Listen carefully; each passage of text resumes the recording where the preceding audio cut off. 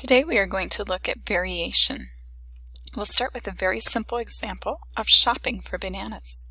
If we buy one bunch of bananas, it'll cost us $1. If we increase to 2 bunches of bananas, it'll cost us $2. If we buy a third bunch of bananas, it'll now cost us 3 times as much, or $3. So we can see as the number of bananas we bought increased, the cost of buying them increased.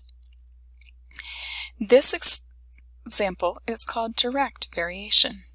As the one value increases, so does the other value. Let's take a look at the data in a chart. We can see that as the first column, the bunches of bananas, increases, the second column, the cost, also increases. So they vary directly. They are both going up together. We can model this with an equation. So we see that the cost could be calculated by multiplying $1 times the number of bunches. Or if we used algebra, y is equal to 1x. We can also look at this scenario in graphical form. So we see that the bunches of bananas is on the x-axis and the cost in dollars is on the y-axis. As the bunches of bananas increase, the cost in dollars increase, creating an uphill graph. We can use the graph to estimate values.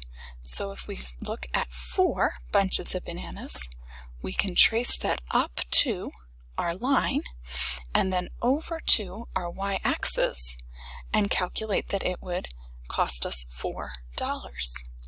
When we're setting up a graph, it's important to put the independent variable on the x-axis.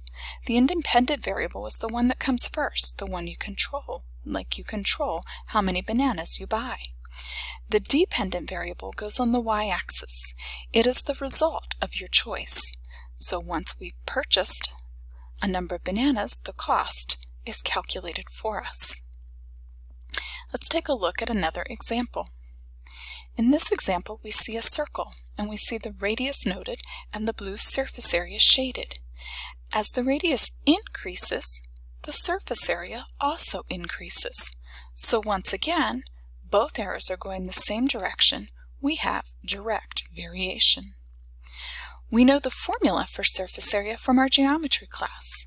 Area is equal to pi times the radius squared. In this case, pi is the constant, and the radius this time is squared. It is a similar equation to the equation to calculate the cost of bananas in that both equations include multiplication by a constant. Again, let's take a look at some data. In our data set, the radius is increased by 1 inch. But we notice that the surface area goes up significantly. When we take a look at the graph of this data, we see that the graph is uphill again, but this time it is a curve rather than a straight line. We see in the graph that as the radius of the circle increases, the surface area increases significantly, resulting in a curve rather than a straight line. Again, we can use the graph to estimate values. So if we take a radius of 4, we trace it up to our curve, and then over to the y-axis to estimate that the surface area would be about 50 inches squared. Again, where we put the variables matters. The independent variable goes on the x-axis. This is what comes first, the one that you can control. You pick the size of the circle by picking the radius. And then the surface area is the result of that choice. So the surface area depends on the radius that you picked. The surface area is the one that the formula calculates. Let's take time to look at one more example. In this example, we're looking at your commute, whether you drive, ride bike, or walk from your home to your place of employment or school.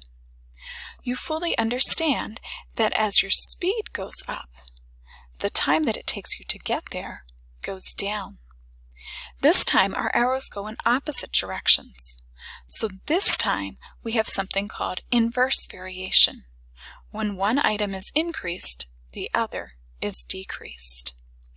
When we look at the equation for this scenario, we recognize that the time can be calculated by taking the distance and dividing by our speed.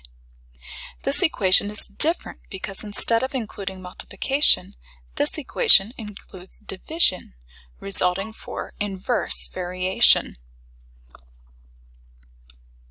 When we look at the data, we see that the speed is increased by 5 miles per hour, and the time goes down very significantly at first, and then by slightly less as we continue to increase the speed. When we take a look at a graph, this shows up in a downward curve. We see that as the speed is increased, the time comes down dramatically at first and then starts to level off. Again, we can use the graph to estimate values.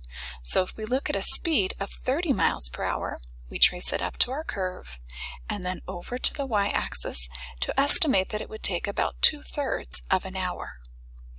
Again, it does matter where we put the variables.